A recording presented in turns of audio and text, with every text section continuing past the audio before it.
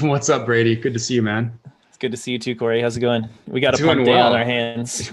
Yeah, it is in fact pump day. Bitcoin price is the highest it's been since July 10th of 2019, which is kind of like a Damn.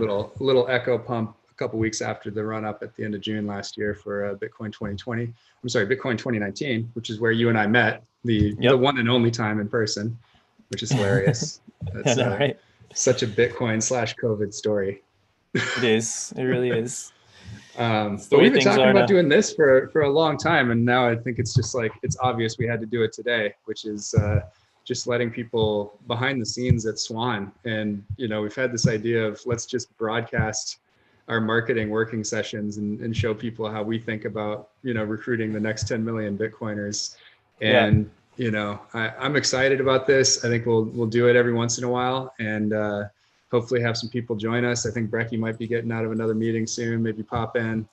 Nice. And yeah, we're just going to kind of give like running commentary of what we're doing to try to engage with people out there on the interwebs and create content that's fun for Bitcoiners and gets them sharing and gets them pumped up. And what are your thoughts about something like this? I like this, man. This is fun. And it makes the workday kind of fun too. Pump days like this are already a good time. Yeah. And we're sitting there in Slack and when we're having meetings, if we happen to have a meeting, like a marketing meeting or product meeting or something during a pump day, we spend a good 15-20 minutes just getting jacked up on moon juice. Right. So I mean, we've been talking about just let's just go live. Let's just go live on days like this. It's fun. Yeah. Bitcoiners can hang out with us. Hey, we're on the we got 7 people already watching on the YouTube channel. Love it. YouTube.com/Swan Signal.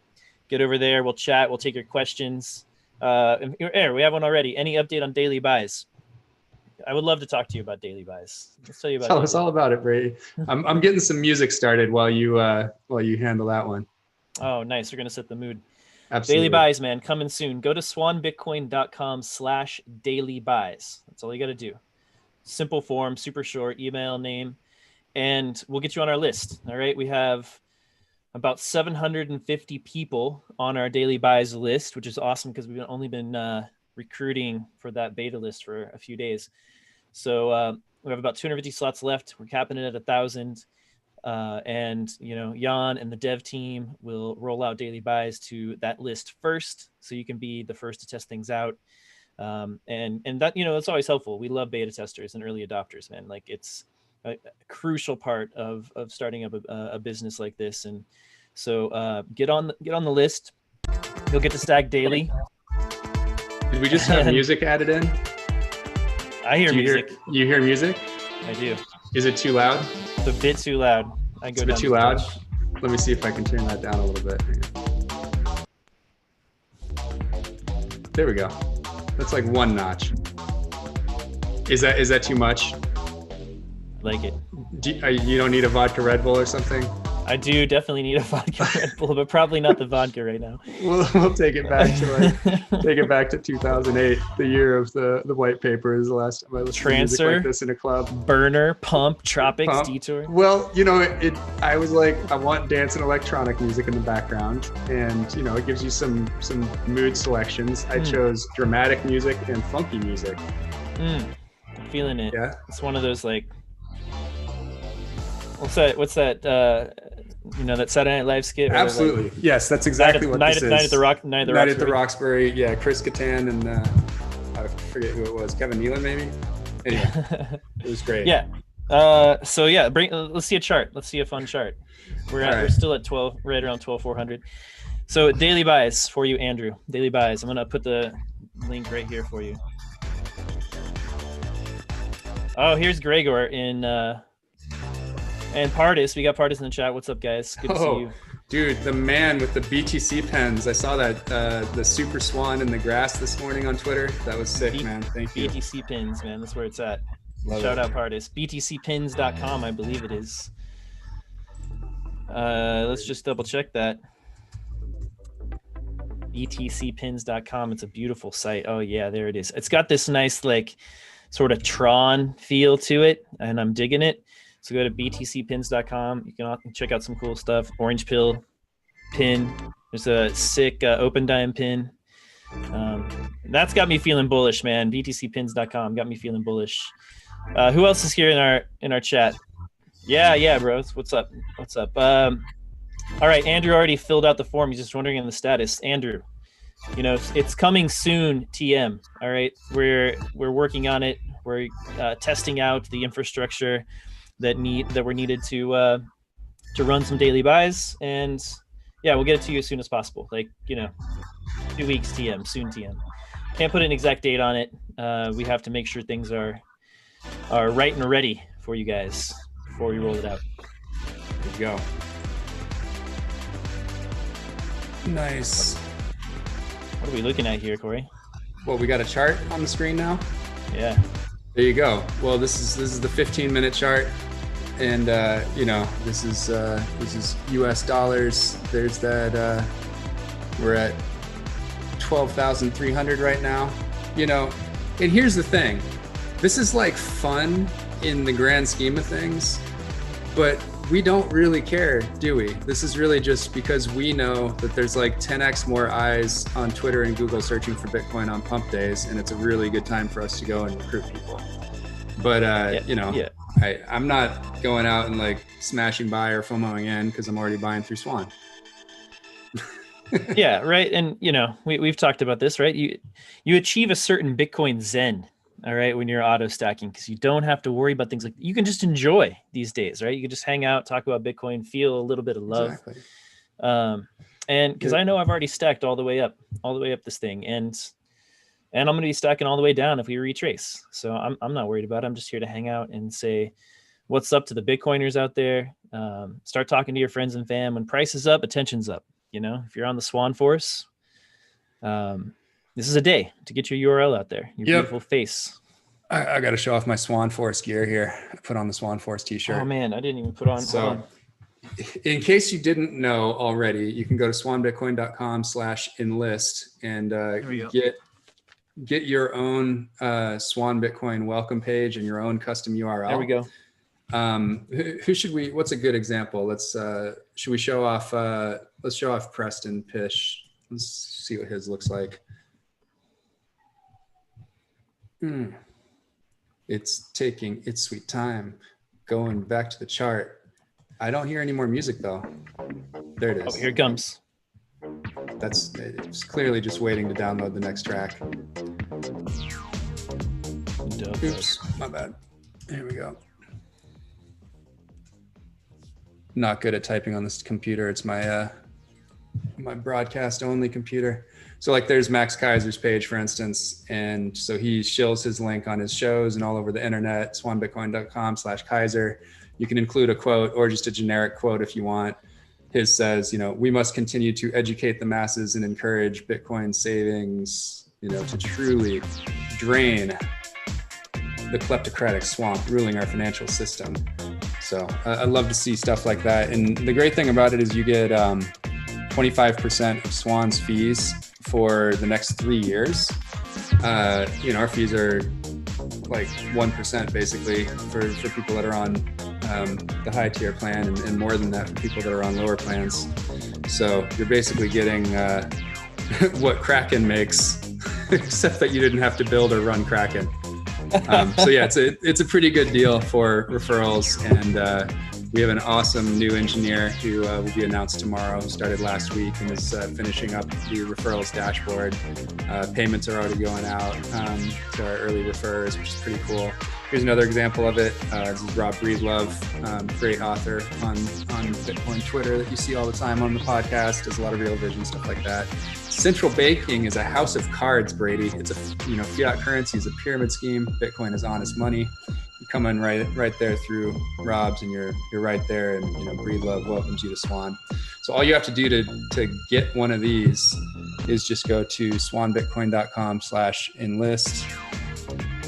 And there's Swan Force, quick and easy sign up, and you can be part of the referral program and get your own custom URL and your own custom welcome page, and really be on Team Swan. And then there's also a private Telegram group where we all kind of trade ideas and hand out cool Swan memes and things like that you can get your hands on before anybody else. and use that to help us recruit the next 10 million Bitcoiners. The intransigent minority, you might say. Mm-hmm. I would indeed. Yeah, let's talk about that, man. This has been coming up. We see lots of these questions come up during our Swan Signal live chats. Yeah. And yeah, people want to know, man, how's this going to play out? Is it going to be a bloody struggle? Is it going to be a peaceful transition? Safe last week on Swan Signal Live, was talking about how he's optimistic that, and I think the phrase was, which I love, was that Bitcoin is the way we euthanize fiat peacefully, right?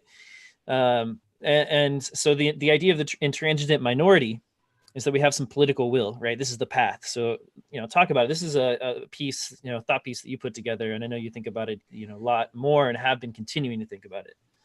Yeah, no, absolutely. And, the way I put it actually over the weekend, because this has been coming up a lot. I think there are some Bitcoiners just getting frustrated with altcoiners and butting their heads up against, intransigent no coiners and pre-coiners that just don't see it, and they get frustrated and are saying things like, well, fine, whatever. I just want to buy as long.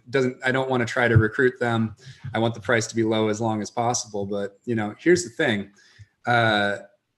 There's still a risk, in my view, of, the US government, potentially coming down and making things really difficult. And, the more we sort of lean toward tyranny, which is something that's very possible, regardless of who wins the election in November, one has a leader that sort of has that angle on things, and the other is a party that kind of has that angle on things. So they're both sort of dangerous when you think about a slippery slope toward, let's call it a 6102B order, which is the one thing that would really, really, really, really suck. So what I see this stage is I think we're in a race right now, and the race is getting to that intransigent minority and having enough reps and Congress people and, skilled lawyers ready to go for First Amendment defenses and things like that, being willing to take on the fight in the courts and in the system as it exists and argue, the legal case for Bitcoin, and that can't happen long before there's enough political will on the other side to protect the money printer, basically, against Bitcoin.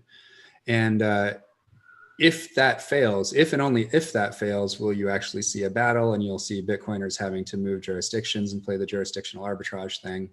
And don't think you're safe just if you're outside of the US, because the reach of the US dollar, it basically underpins the entire global economy.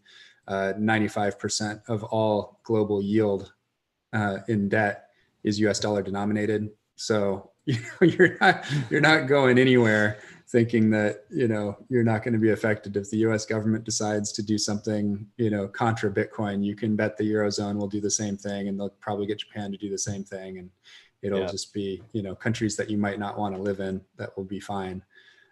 So, if you're a Bitcoiner and you'd rather not see bad things happen to Bitcoiners, I think you actually have a duty to try to get as much adoption as possible, as early as possible.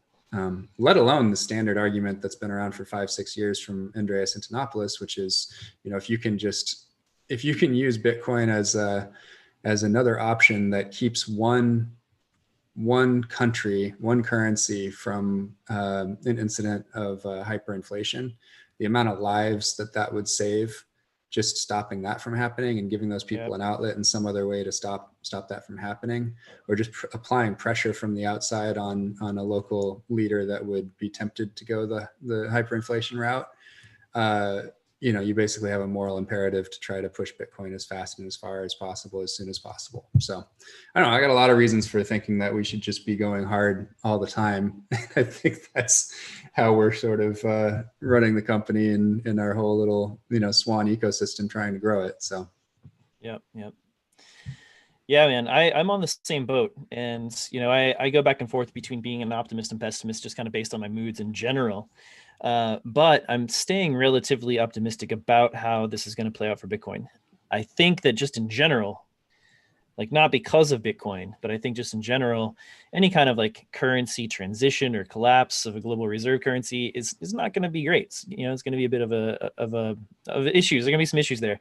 But I think the fact that we have a parachute, right, and that we have already, politicians and citizens in these countries thinking that, or, understanding Bitcoin and understanding it as a parachute, as an alternative reserve currency. We have MicroStrategy. The MicroStrategy news, I think, is huge, and people have talked about it quite a bit over the past 5 days. But man, and more I think about it, the bigger and bigger I think it is. It is opening the door for corporations, CEOs, boards of companies, and other large investors like PTJ and Raoul Pal and all those guys who are already in and down with Bitcoin to think about it as a reserve currency. It's not just an investment, it's a treasury reserve for a major corporation, publicly traded corporation in the United States. And it's the majority of their reserve. So Bitcoin is a reserve asset. I think it's the narrative is, this is the beginning of the switch of the narrative from digital gold, which I still think will be dominant for most of this run. But you can see kind of the writing on the wall, the reserve currency narrative starting to be born. So give the details on that, the MicroStrategy, exactly what they did. Yeah. So they announced essentially that they have decided, after due diligence, to adopt Bitcoin as a reserve currency in their treasury because they see the writing on the wall for the dollar. They had been holding 250, more than that, probably, I guess. So they had 500 mil of cash. Yeah, okay, 500 million. And basically, cash. They only burn 50 mil a year on ops. Yeah. And so they have this big cash pile, and they decided to put half into Bitcoin. There you go, half. In their press release, it says 60%. So I guess it's close to 500 million, and that's a majority. And that's huge. Those are the details.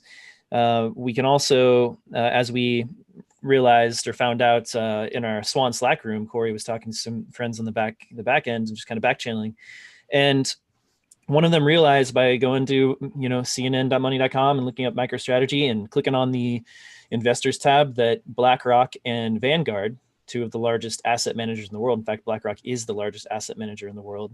Vanguard's right behind it. And they have 25% plus of this company.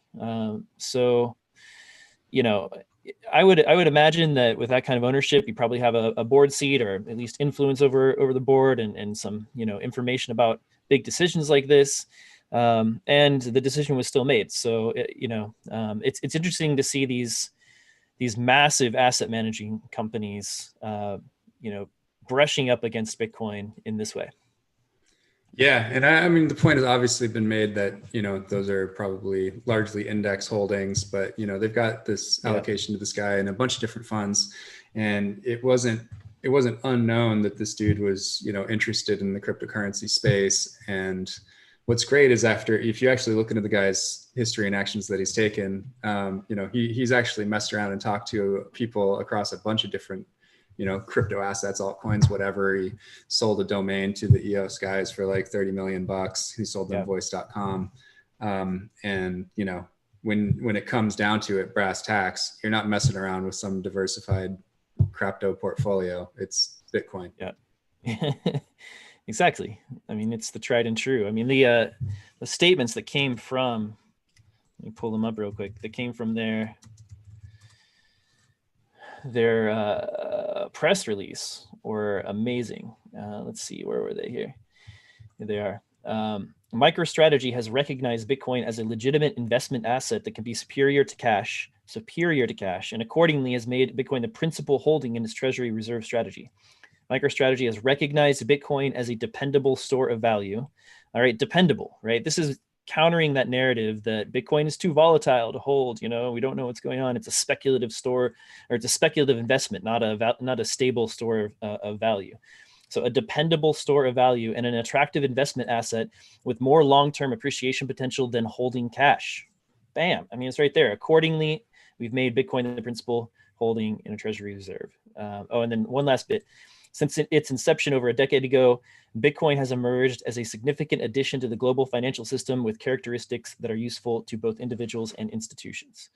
This is huge. This is the kind of legacy financial institution vindication that I think a lot of Bitcoiners were hoping for in 2017 with these ETFs coming out, et cetera. But with another cycle through surviving another bear cycle and everything that's going on in the macro environments, I think this might be the year or a couple of years where we really see institutions coming in. Yeah, man, I'm with you. This is the most exciting time by far that I've spent in Bitcoin, and that includes the absolute madness of the run up in December of 2017, because that didn't feel real. It didn't feel deserved. Like, it was just too much too fast. Even when I was in the middle of it, it just felt like euphoric. It felt like you were on spring break or something. It didn't feel like you were on like solid footing, and all the crypto madness was going on. And it was all just sort of like ICO driven. And, that it just all kind of like, it was cool to see number go up, but it also kind of felt dirty at the time. And I was also just, so new to it. I was 7 months in after really starting down the rabbit hole in May of 2017. And already in December, it was just like going up to the moon. And I was like, that's never worked out well for me in life before. I'm not saying that I wanted it to go down, sub 4K twice. that was rough, but if that's what we had to put up with to get back here, where it feels like we're actually, feels like there's a pretty damn good floor around 9K, and we're experimenting with the low teens, and that 13.8. I'm not, obviously, I don't care at all about technical analysis or whatever, but just for people that might be listening that do care, I do have a lot of trader friends, and I do see what they write. And, the reason that sort of like 13.8 number is important is because, it was the monthly close in December of 2017. So December 31st, 2017, it closed at 13.8. And then that was also the number that we hit, at the top of the pump in summer of 2019. We hit 13.8. So we basically just touched the monthly high. It didn't close there, obviously. We just had the second highest monthly close ever at the end of July. But yeah, these are exciting numbers here in the 12s, and there's clear sailing between here and 13.8. And if you punch through that, it's off to the races to 19.5 basically. Let's bring in some friends, man. Just bring them both in. I think we got Bitcoin Buddha and Brecky Von Bitcoin in the wings. I want to see what they're reading, see what they're excited about. Let's get some reactions.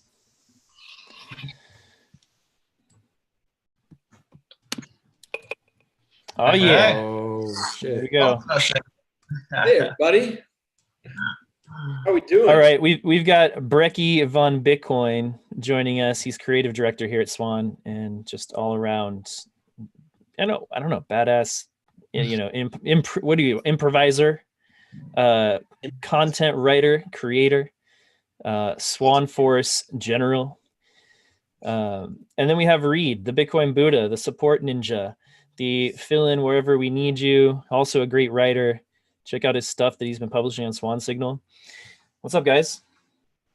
Good to be here. How are you guys doing? Happy Pump Day. Happy Pump Day. After I read your piece, Reed, it brought me back to earth, and I was very grounded. And I'll be honest, price is nice, but I'm zen. I'm cool. I'm collected. Like, what do I care? Yep. Personally, I oscillate back and forth between price doesn't matter at all, and then you know what it is. It's like, I don't know how many people watching are meditators, and hopefully our viewership doesn't drop off when we start talking about this stuff. But when you're sitting there meditating and like a thought pops into your brain, like, oh, what am I going to have for breakfast, right? The trick is not to judge that thought. It's just to observe the thought. So I can see us going to 13K today, and I can observe that, but I'm distanced. It's not who I am, but I observe it happening. Absolutely. Corey, what's the current price right now? We're at 12,362, which is pretty exciting. Two legs up, right? There's a leg up to just above 12, a little flat line, and then another one up, right? Sure. Yeah. We were at like 12.4, so we're kind of like near the top of where we've been, and this is the highest we've been since July 10th of 2019, which is pretty wild. Yeah. Where were we around that? That was before Bitcoin 2019, right? Must have been, yeah. And that was still when I remember seeing all these charts on Twitter of people drawing parabolas that were just going straight up. And they just kept extending, after that correction, we hit up 13.8 or something. And it started to come down a little bit. People just kept extending the parabolas on their trading view. Like, it's still gonna happen. It's still gonna happen. We just need a little more time.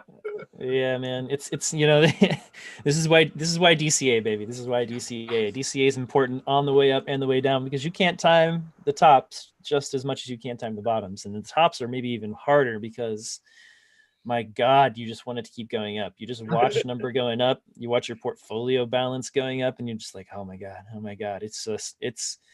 So hopium, I think, is, a stronger drug than just like despair and fear, honestly. So they're both strong, but that hopium, at least on my side, gets me every time. Just hodl through that. So, all right, I'm going through and I'm going to grab some tweets from the last few hours on Bitcoin Twitter, and we're just going to do some reactions. All right, so my one of my main inspirations, big OG bro up north, Francis Pulio from Bull Bitcoin, says, how will you cope when you see the price of Bitcoin increase by over 10,000 per day for a few days in a row? This is sometime off in the future. How's that going to, in that weird future state, like next year, how's that going to feel?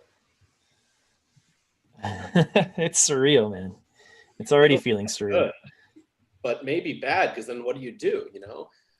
As a Bitcoiner, I'm all in on that Morpheus meme. Like, I truly believe that we're going to get to the point where I'm not going to have to sell, but we got some cycles until we get there. So it's also surreal because I know that it's going to get there, and I know that it's going to be worth $10 million a coin or have roughly that purchasing power. And so then watching that come true, on one hand, you're validated, vindicated. And on the other hand, you realize, like, oh, all that crazy amount of upward, I no longer have nearly as much as I used to have as potential. So, super, super excited and a little bittersweet. I think as we get to that point, I'm like, I'm not going to talk about my personal finances in too much depth, but I'm heavily allocated to Bitcoin. But I think as time goes by, my fiat to Bitcoin percentage has to get closer and closer to 100% Bitcoin. It's because it'll be awesome when Bitcoin hits $10 million a coin, but if you're still invested in fiat at that point, that's not going to feel very good.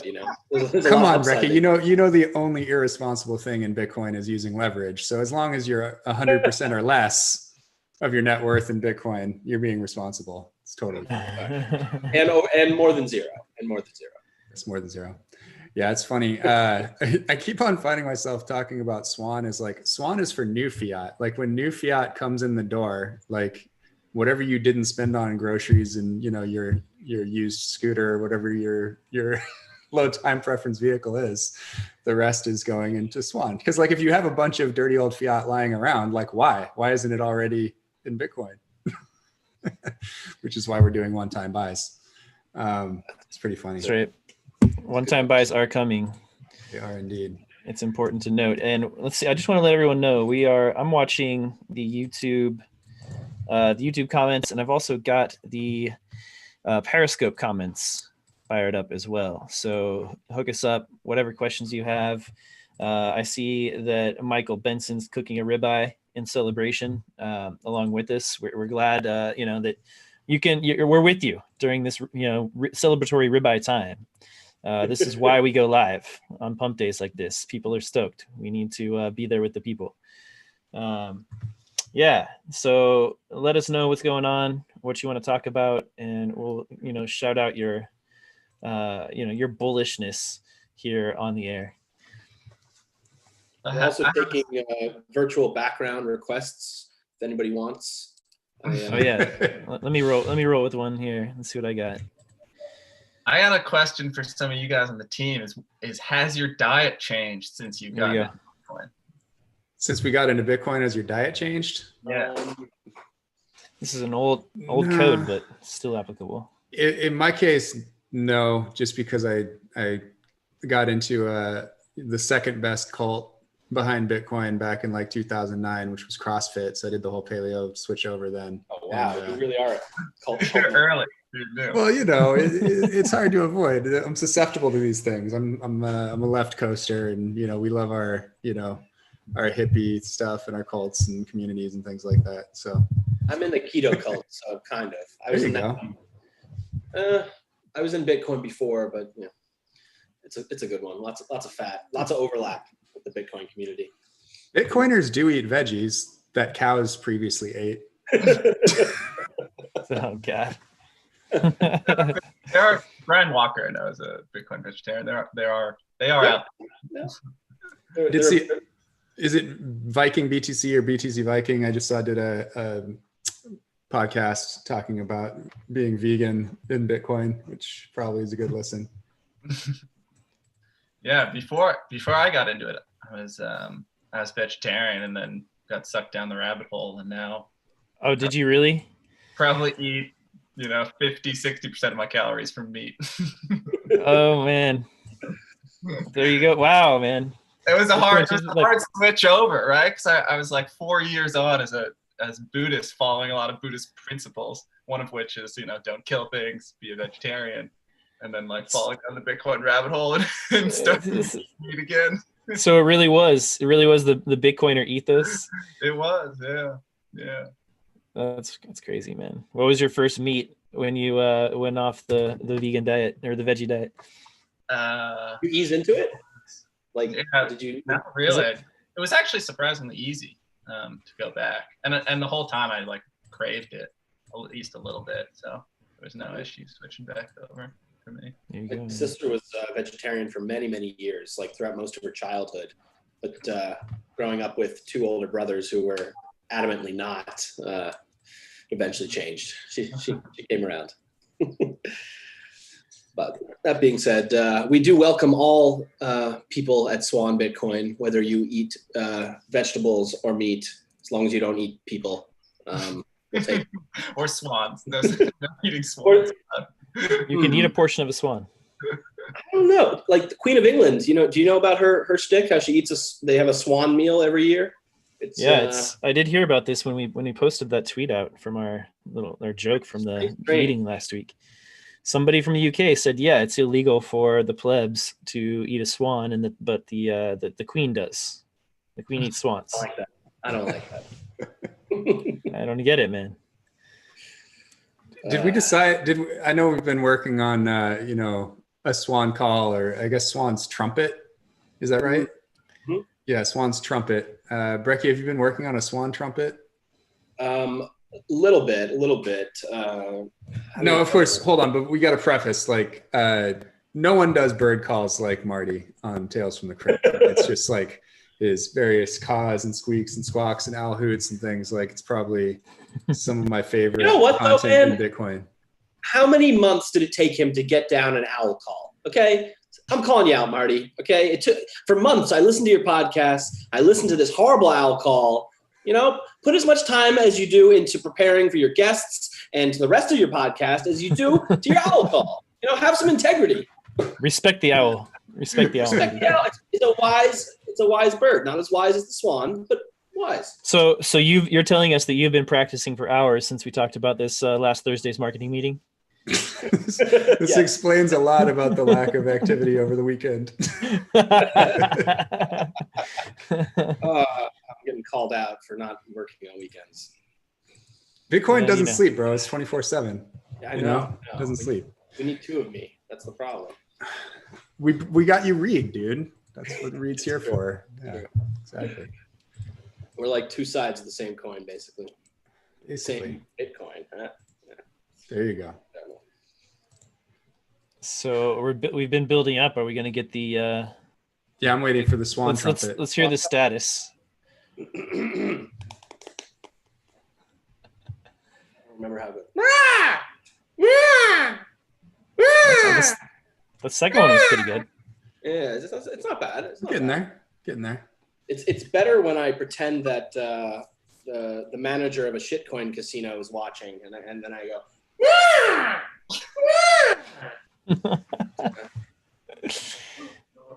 Oh man, Bitcoin's dumping now on that right there. We just lost $10. $10 down. Time to change the background. That's Everything's fine. Don't worry. I love it. News headline asserts 100% correlation or causation between Brecky's bad Swan. Honestly, just counter trade everything I say. You know, we'll be fine. We'll be good. Wait, more Sorry, we had tweets. Speaking of this, More tweets. Trading, my I woke up to a text from a friend who had just gotten into Bitcoin, asking me whether he should sell because it just went up, and that it's surely going to dump. So, answers of course. All right. Well, let's jump in here with. Yeah, obviously you know how to handle that one. Just give them a little bit of that read, meditation, Zen, Buddha, and tell them to swan and chill, and all will be well. You got to get these people on automatic stacking, and just remind them that in the long run, every sat that you buy under $1 million is cheap. Every sat under 100,000 is definitely cheap. Like, I don't know. I've never been more convicted of this. I've never had more conviction. I don't think anybody arrested me. Never had more conviction that this is the way to go, just because of it's just been, I got into the Swan beta. I was one of the first people allowed in the Swan beta back in March, which was awesome. Thanks, guys. Congratulations. You must have known somebody. Yeah. So 5 months now of not thinking about my Bitcoin purchases, and a bunch of that happening in the 5s, 6s, 7s, 8s, whatever, on the way up. It just feels, I just don't care. And I also I'm not even, I've got a little bit of fiat from one of my old startups that came through last month. And, I didn't rush over and try to dump it all into Bitcoin right away. It's just way more Zen that dude's looking at you, Brecky, like you're on Bitcoin Tinder. Ooh, Swan Force. Exactly. I love it. That's too funny. Or you're right though. No, continue. Yeah. I don't know. I have no desire whatsoever. I upped my Swan plan, to get this out the door and into Bitcoin, every week until my thing is done, and then I'll shift the plan down again to my normal. But I have absolutely no plans to just dump it all in. There's something about somebody else, Swan sort of being the buying agent, and just how calm that makes you. And it's just sort of out of your hands, just takes all I don't need alerts set on my phone. I can spend time with my family and not worry about it. It's so much better. And yes, I know, Brady, you're going to criticize me for banging my desk and shaking my video. I got to keep my elbows off it. I'm doing the same thing, man. Yeah. I'll say one thing that is annoying me though by auto stacking. It has nothing to do with the auto stacking. It's that I'm now realizing how much I was I had this mentality that I should be trading, and this totally came about from the last cycle when I was really getting back into this, and people coming out of the woodwork saying, "Oh, you should look at this coin, you should trade this, you should do this." And I'm thinking to myself, why? I had this thought of how do I explain this to people?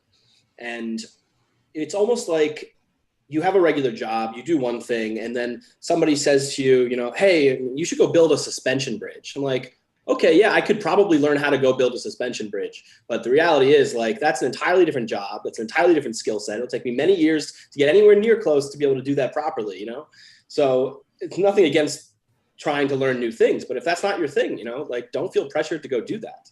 If you're a plumber or a doctor or a teacher, do your thing, you can stack sats, be a Bitcoiner, and do whatever the heck you want. You don't have to be sitting on Twitter all day trading. So anyway, if anybody wants to tell me that I should go start trading again, this is for you. Don't tell me to do that. Those are two very good shills. Rant over. Yeah.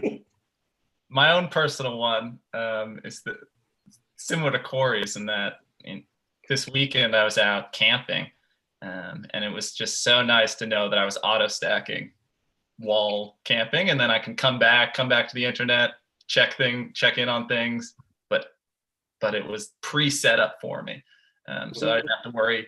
I could take a weekend off, you could take a week off, you could take a month off from checking price, and you just know it's set up for you ahead of time. So that's really nice. So that's my show.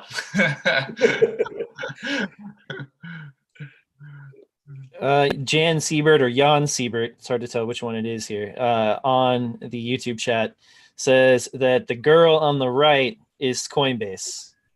Then there's a stacker there that is interested in Brecky's behinds. The Swan Force and Swan. Start stacking. swanbitcoin.com/Brady. I can definitely. Brady just took the referral fees. Good job. All right, so I got to go back to support. Briefly. Yeah, too many people just signed up and got stuck on something, so now Reed's inbox is full. Boom. This is why we do this. Make work for Reed. Get over to swanbitcoin.com/Brady. Yeah. So for the few people that are actually watching, looks like we've got 30 on YouTube live right now and another 30 on Twitter, and obviously we'll have people that check this out later. Reed, you're getting a show, bro. Yeah. We have no idea what it's going to be called. No. But it's going to be Tuesday mornings, and it'll probably be kind of like this. It'll be some news and some guests and some Swan team members, and just kind of like hanging with Swan, I think, and we'll see where it goes. Yeah. Hanging with Swan, that's not a bad name. That's not a bad name. Swimming with Swan? I don't know. Yeah, we should crowdsource names to the YouTube chat. 100%. We should crowdsource names. What do you guys want Reed's show to be called? Chilling with Buddha. Maybe there's something to be done with like a swan swimming through the reeds. You know what I mean? I don't know. Play with the words or something like that. I know that's not good, but I'm thinking aloud here. Thinking aloud. Oh, Somebody man. Texted Reed about my terrible idea for a show. All right, I'm going to leave you guys to the brainstorming. I'm heading back to work. Thanks for having me on. Thanks for doing some work on Swan, Reed. We appreciate it. Hey, yeah, well, we just hang out here. Hey, just to let you know, guys, look, we have been getting rave reviews on Reed's work. He's super responsive. He knows what he's doing. He'll get you sorted out. And we pride ourselves on providing quality, responsive customer service, and that's Reed's department. That's his jam. So, thank you, man. Appreciate your work, and I know our customers do too. Yeah, if anyone runs into an issue, you can DM me at Twitter at Reed Womack, or just write into support at swanbitcoin.com. Either way, and see you guys out there. Later, Reed. All right, I'll stop here. Those were both actually pretty good. I'm with it. Wait, was that you? This is my elephant thing I always do for my kids, and it's sort of, if I get it right, it can kind of be Swanish. Yeah. Kind of. You? I don't know. More elephants. Right? Yeah, I don't know. It's hard to name. Thank God your mic auto adjusted on that one. Yeah. All right, I'm going to grab another tweet here. So this one was really interesting because I feel like enough of people our age either already knew about Paul Tudor Jones or know somebody that like immediately vouched for it and said like, that dude's a beast. Like it matters a lot that he cares. There was somebody else that came out at the end of last week who's kind of like the generation before that. There's a guy named George Ball who used to be the Prudential CEO. And was also, I think, number 2 at E.F. Hutton, which I only know from, I think, SNL skits making fun of E.F. Hutton, in the early 90s or something like that. But, that's really interesting. That's someone who's, clearly a boomer, that all boomers and boomer business people absolutely know this guy. And, for their generation, like he is that type of guy, and he's more retail focused. So it wasn't like a hedge fund thing. So it's not like, hey, fund managers, you need to allocate some money for Bitcoin for hedging purposes or whatever. Like this is a guy who had a massive sales force that was out there helping people, save for their retirement. Should be like much more of like a responsible hat that he's wearing. And he came out and said the same damn thing and said like everybody should own some Bitcoin. And that kind of made its way through the finance press over the last 3 or 4 days. I thought that was just another sign that you have absolutely no reputational or career risk recommending Bitcoin or buying Bitcoin anymore. Yep. Exactly. You know, they always say you can't go wrong buying IBM if you're whatever. But go ahead, Brecky. Well, yeah, we've just crossed that threshold. You know, it's we have so many people who are saying that you're irresponsible for not buying Bitcoin or for not considering it. You know. Yep. I don't know how there are still people in my life who I need to convince, but I think you look in the media and you're right. Like there's just no career risk, which is I didn't think we'd get there this quickly. So I'm very happy about that. I guess my career is not at risk. So that's good. Yeah. I remember George Gammon on last week's One Signal Live saying that he's in St. Bart's right now, which is like kind of like Monaco. It's like a financial top of the financial world, like go there to kind of for retreats. And apparently they've eradicated COVID from the island, 9,000 people. So totally doable. So he's kind of in repose in St. Bart's and going to cocktail parties with all of these hedge fund managers, and said that, after a couple drinks, the conversation invariably turns to Bitcoin. All right. And it's not out of curiosity. It's not just like, what is this thing? I don't understand Bitcoin. It's, how much are you investing? What's your approach? What's your plan? What OTC desks are you using? It's like questions about how to play this game, not whether or not you want to, or just like, you're curious about what it means or what it is. We passed that stage. That was 2017 bubble. Everyone heard about Bitcoin. And it's, Bitcoin's not being laughed at anymore. It's not an internet curiosity. It's not for us early adopters. We're moving up that S curve into the smart money era. And the smart money is getting in early, and the rest of the money will follow. And honestly, guys, I think we're a lot closer to the elbow of that asymptote, that S curve of adoption, where it just goes and takes off. And normies start adopting, and all the companies start adopting, and nation states start adopting. These things, these exponents, as Bitcoin Tina always talks about, right? We think linearly in our monkey brains, or slowly evolved brains. We don't think about exponentials. It's hard to get our minds around it. And now that we're moving up that curve, like it could take off and happen really quickly. Plus, let's take into account the macro environment, right? That's just gonna, I think, hurry things along and pull that future forward. So, this is, I think, the tip. This macro strategy stuff. Paul Tudor Jones, Lynn Alden, Raoul Pal becoming super bullish. Like, this is the tip of the spear for that world, and I think it's just more and more is going to come and pile on in the next 18 months. It's going to be crazy. It's going to be insane. It's going to be absolutely insane. Dude, shout out to Lynn, by the way. What a great launch onto the Bitcoin scene the last few months, and just being like a total independent research shop that has that many people hanging on her every word. And she's doing not just the Bitcoin tour, but she's on like Macro Voices and, real vision type stuff. Like she's just all over the place with real deep thought, speaks in frickin' paragraphs. I mean, super impressive. She launched into my top 5 of macro people that I am paying attention to, and damn, does she get Bitcoin. So love seeing her on the scene. You got to go back to speaker view though, man. When you're talking, I'm like over here doing, I don't even know what. I am too. I'm like sitting here bopping and shit. Like I'm writing a tweet thread. I'm writing a tweet thread right now. So put it on speaker view. I don't want to see everybody. I'm seeing everybody on YouTube. Speaker view coming up. There you go. All right. Good. Yeah. So that way, when Brecky carries us for a few minutes, then we can go into other things. Well, I'll tell you what I've been doing right now. The last few minutes, I've been looking up flights to St. Bart's, so that we can do our Swan retreat there. How does that sound? I think we got to get the whole team there and quarantine for a few weeks. If you row there on one of those giant floaties, then we can afford it. It's customer acquisition, Corey. We got to go after those whales. Yeah. Yeah. Well, we are not international just yet, but we do have something interesting coming, which I just.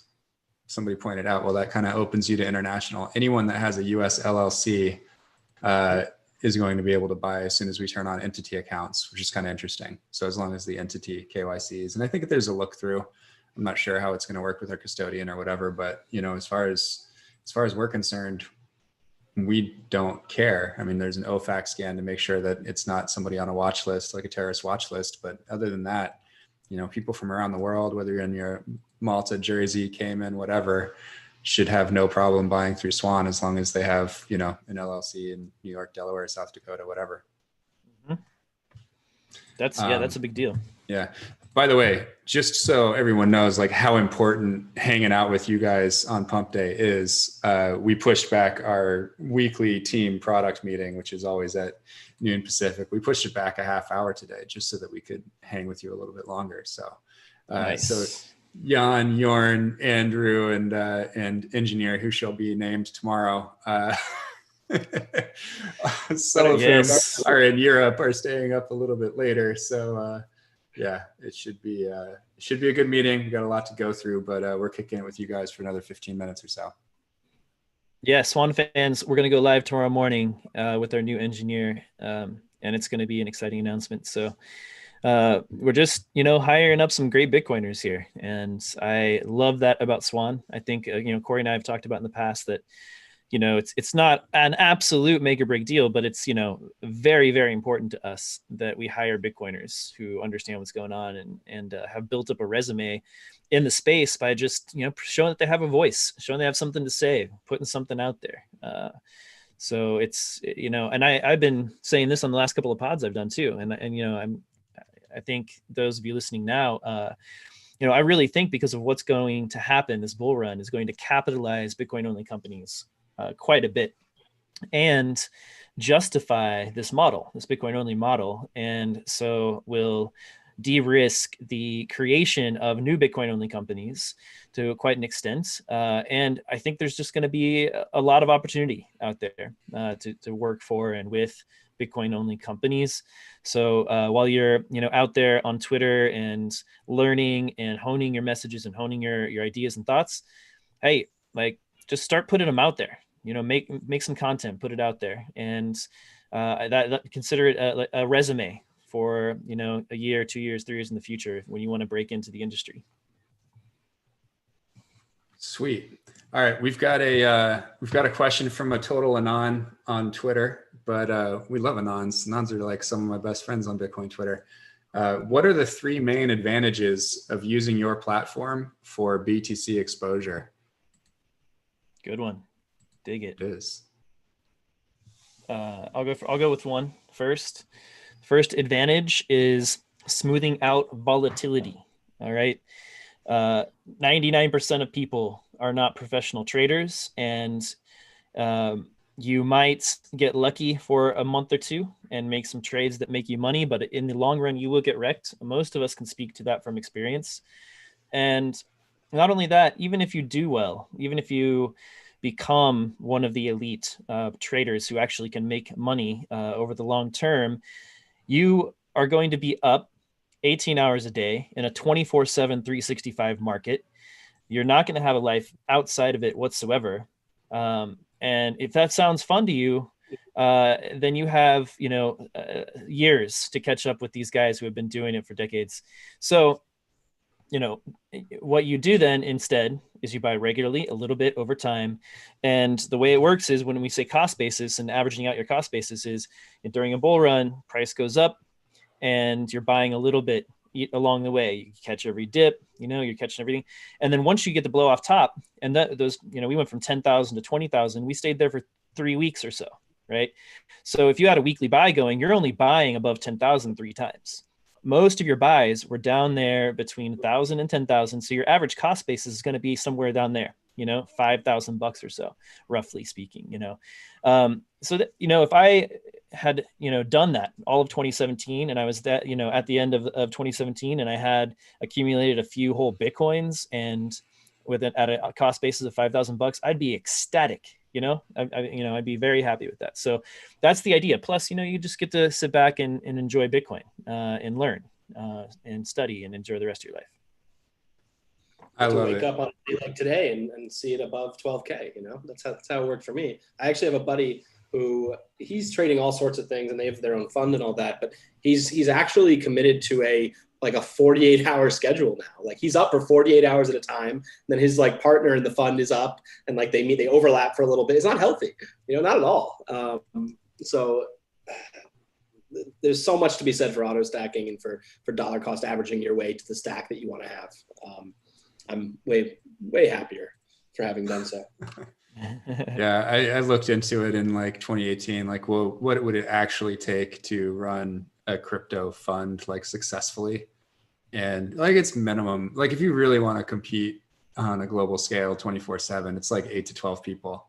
Can't do it with less than that, which means you have to have so much money and so much expertise. And like anyone that thinks that they're gonna win in the long run, just by yourself, against these people that have their algorithms and can park, large amounts of money with preferred, lending relationships with, the crypto versions of prime brokers and inside access to this, that, and the other thing. And, we've seen time and time again that first time funds just get absolutely wrecked, not only because they, might be swing trading and not really know what they're doing, but also because they might not understand operations of, how it's when there's a liquidity crunch, it's tough to get your funds and go put them to work somewhere else, as we saw with, however many people got liquidated on BitMEX in March. And you may think like, oh, well, BitMEX is like come down and now it's Binance and Binance has leverage, et cetera, et cetera. Well, we haven't seen what happens when that gets crunched, And I mean, obviously the horror stories of people trying to trade on Coinbase over the years and constantly it going down, et cetera, et cetera. It's just like, man, if you weren't a professional trader before you got into Bitcoin, don't think you're going to just start now and actually compete with the smartest people in the world. And it's not just crypto traders. It's not just the people you see on Bitcoin Twitter, like the top hedge funds in New York. Most of them have crypto desks and they have much more size. They are actually the whales. When you see crypto analysts on Twitter talking about what whales are doing, the whales are the same hedge funds that you would imagine, like it's Simons and it's Renaissance and it's Goldman Sachs, et cetera. Like they have crypto desks with all of the capabilities and all the IT and all the PhDs and the math people, looking for signals and doing things and moving markets, because these markets are just tiny compared to what they're used to. So they'll throw $1 billion behind something. There's one group, NYFIG, that basically is essentially the one that has been, manipulating Bitcoin for the last 3 or 4 months. Evidently they finally gave up or finally got overcome by, the lack of friends to play along with their trade. But they just had like $1 billion just sitting there, just constantly being able to push it down and just making yield on covered calls above 12K. And, it appears that, maybe that is the big bear whale that needs to be taken out this time around. Everyone actually knows who it is, which is pretty fascinating. Unsurprisingly, Losky does a lot of work for them. In case you wanted to hate the Bit license creator even more, he's heavily involved. I didn't know that I could, but I guess I can. yes. He's been his new crew has been thwarting the budding Bitcoin rally of 2020. So what else? Like, I mean, I just love just talking about the product itself and like specifically what it does. And we beat this like a dead horse on Twitter, but like, automatic pull from bank account, automatic purchase of Bitcoin, free automatic withdrawal to self-custody if you choose to. And if you decide to leave it with our custodian, it's free custody anyway. But we've just been absolutely thrilled to see, well over 60% of the volume of Bitcoin that's being purchased through Swan historically, and the number keeps going up, is going straight to self-custody. Which is awesome. And we obviously are taking it upon ourselves to train up people that are new to Bitcoin about wallets and self-custody and options like Casa and Unchained with, multi-sig, et cetera. So I think we'll get more and more experience helping people along that journey to really understanding Bitcoin and using it and sending transactions. And, we definitely take that on as well. It's not just buy Bitcoin and let it sit in an account at some custodian. We try to get people to, go along their path and become real full-fledged Bitcoiners. We don't want to sell Bitcoin to 10 million people. We want to create 10 million Bitcoiners. And there's a lot that goes into it, as much as you want to, but we're here for you. We want you to learn. We're all learning also, but we got some smart people that can help you out. So if you have any issues whatsoever or any concerns, or you don't know how to do something, we'll help you out. Not me, Reed. Reed will help you out. Reed will help you out. Yeah, I mean, we're all here. This is what we do. My title is head of education. It was originally head of marketing, and we talked about it, and we decided, look, our ethos is that marketing is education. Like our marketing is education. That's what we want to do, is we want to teach people about Bitcoin, why you want to buy it, why it's better money, how money is broken, all that stuff. So that's what we do in our marketing. So we're like, hey, this is not like just your normal, like, Madison Avenue marketing. We are educating, and that's what we want to do. So you send your friends and family our way to Swan, and they'll be in good hands. We want to earn your trust for that recommendation. And we'll take good care of your friends and family, do this thing the right way, and, kind of be your wingman in your journey to kind of bring them along the rabbit hole, kind of handhold them along the rabbit hole, and what's really happening here. Because there is a lot, as we all know, to understand. And it's sort of unlearning and relearning a lot of how we understand or think we understand what money is. So there is certainly an education component to this Bitcoin transition, and that's our mission. Our mission is to educate and to onboard, and we hope that we'll earn your recommendation for that service. If you think about the actual rabbit hole as a physical hole, here at Swan Bitcoin, we're installing the safety rails. Okay, we're there making sure nobody slips and falls. We're making it compliant for wheelchairs and all the whole thing. So it's like one of those caves when you go in to like look at stalactites and stalagmites and stuff, and see these giant rooms. Yeah, we're putting in the nice little rails, and you can ride. I was gonna say, like, can we just go with an elevator metaphor? Yeah, we get or like an elevator or an escalator. Like, I'm hearing like wheelchairs and guide rails. Like, although I will say, we're adventurous. We don't want to take away from the natural grimy, caviness of the cave. It's just part of being in the rabbit hole, So it is funny though, on the guardrails and wheelchairs angle. I was chatting with Jan Pritzker, our CTO, this morning, and I'm looking at it in Slack, and he's telling me we're cool on Twitter, and Bitcoiners love that, but the users coming to the site are not those people at all. I'm reviewing each new person coming on board, and I can tell you they are not Bitcoin Twitter, unless all of those anons are secretly boomers. So I think it's in particular over the weekends, I think there's a lot of boomers coming through. And so I said, it's the parents of Bitcoin Twitter, isn't it? It's the aunts and uncles. So we know you who are watching this are probably already stacking with Swan, and we appreciate you evangelizing with your relatives and giving them the safety blanket or the safety net as they head into retirement. And we're very Bitcoin, boomer friendly. We love Gary Leland is on the cap table, and we sponsor his podcast, and got 3 people going to BitBlock Boom. Shout out for that conference in Dallas in a few days. But yeah, we are very welcome, very easy to use. I've got a bunch of aunts and uncles and my parents using Swan, and they had no problem getting signed up. It really is that easy. So, and they're not going to get fooled into, buying Stellar or Yams or whatever the F Coinbase is pushing these days.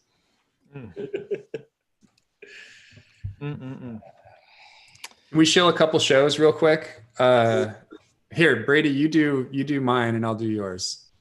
Yeah, sounds good. Okay. All right. So yeah, we've got a relatively new show. We just published episode 9. It's called Bright Orange Future. And it's hosted by our illustrious founder here on the call with us, Corey Clipston, and his big brother, his real life big brother, Matt Garrity. And Matty is a musician up in Seattle. He runs a restaurant. He's, just like been on the scene up there for a long time, knows a bunch of musicians, knows his like cultural, pop cultural and music history up and down. But he has used Bitcoin before. If I'm right, Corey, it was like for poker or something back in the day, right? Before me. Yeah. He's owned Bitcoin quite a lot longer than I have. He and his dad, we have the same mom, but his dad's been into it way longer than I have. Yeah. Which is kind of interesting. Right, but he's used it, but it hasn't really fallen down the rabbit hole. So that's really interesting. Matt has a lot of great questions, brings kind of that, relative to us, new perspective to Bitcoin. He's learning a lot, and we also have on Bright Orange Future a lot of cool guests. So journalists, Max Kaiser was on recently. Billy Bambro from Forbes. Authors like Knut Van Holm was on. And recently we just dropped an episode with Matt Case. Just a DJ radio personality who's just like a high energy episode, a lot of fun. So it's something a little different to add to your Bitcoin rotation. BrightOrangeFuturePodcast.com. And it runs on the Swan Signal YouTube channel, same channel that Swan Signal Live runs on. That's youtube.com/Swan Signal. I think it's a ton of fun. Check it out. I think you might want to add it to your rotation, kind of freshen things up a bit. Awesome. Well, we do like fresh, don't we? Yeah, I mean, it's a high bar that's been set by the Swan Signal Live format. So every Wednesday for the last 5 months now. Wow. Yeah, 5 months. Wednesday morning PT, usually around 11, shifted a little bit sometimes depending on the guest. Swan Signal Live. We've had some great shows recently. We had Preston Pish and Adam Back on a show. We had Lynn Alden and Jeff Booth on a show. We just had Safety Nimus and George Gammon last week, which was awesome. And we've got on Wednesday this week, who's coming on? Martindale and Jameson Lopp. Yeah, we've got Jameson Lopp himself, the man, the myth, the legend. And we have Eric Martindale, who is a very long time OG Bitcoin dev. And he's working on a really exciting and lesser known, because it's pretty new, layer 3 protocol on top of Lightning called Fabric. So this is like cutting edge stuff. And I'm really excited to hear what those guys have to say about, base layer tech and the layer 3 stuff. But we're also going to, talk about money and macro and stuff. All these guys, these guys who are building on Bitcoin are Renaissance men for the most part, and they can have thoughts and keep up and can talk about all of these issues that surround Bitcoin too. So we'll get into stuff beyond tech. Right.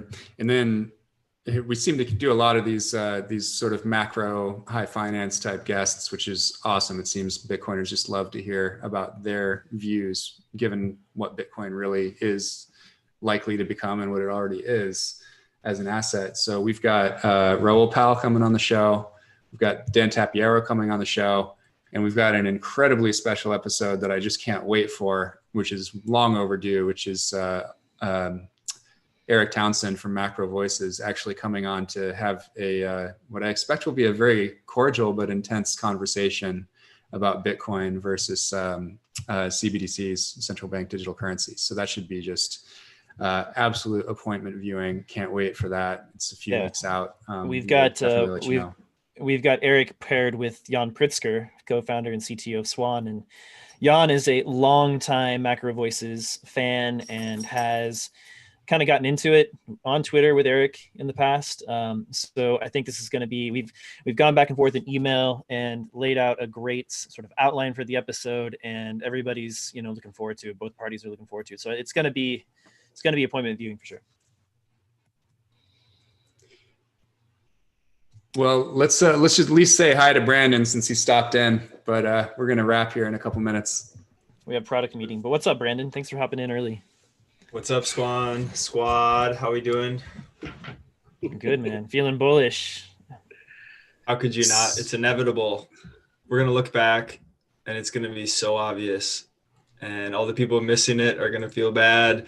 And we're going to rub it in their faces. Hopefully not too much, but it's obvious. Ship sailed.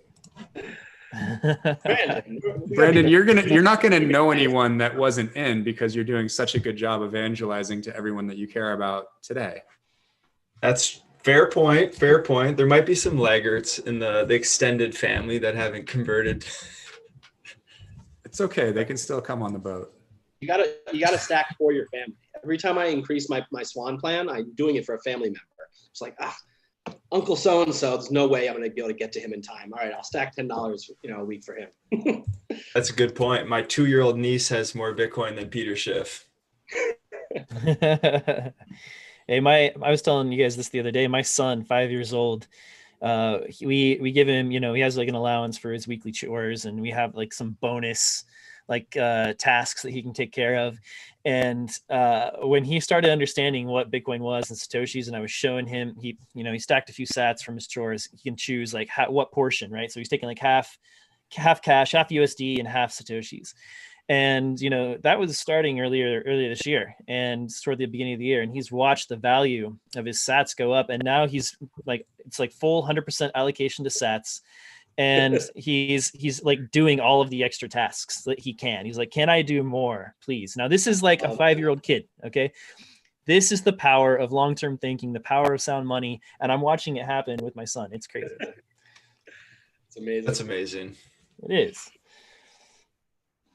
Oh man, one of our users who recently joined Swan, and who's one of the people I think we need to interview if he's game to come on camera. I'll share you guys who the name is, but yeah, he's got a 13-year-old son. One of his 4 sons is super into Bitcoin, like fully down the rabbit hole. And he didn't even know this kid had been reading up. He had a conversation with him last week, and the kid was like way surpassed his knowledge in almost every way regarding Bitcoin. And yeah, we were just like, I was on a video call with him on Friday. He's actually down in on a base down in South America.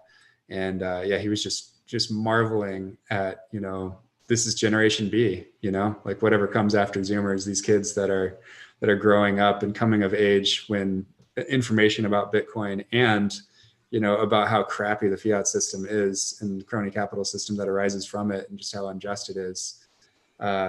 It's just going to be part of, as natural as an iPhone or PlayStation or, the Sonics not being in Seattle. They're just going to that's the world they're going to grow up in.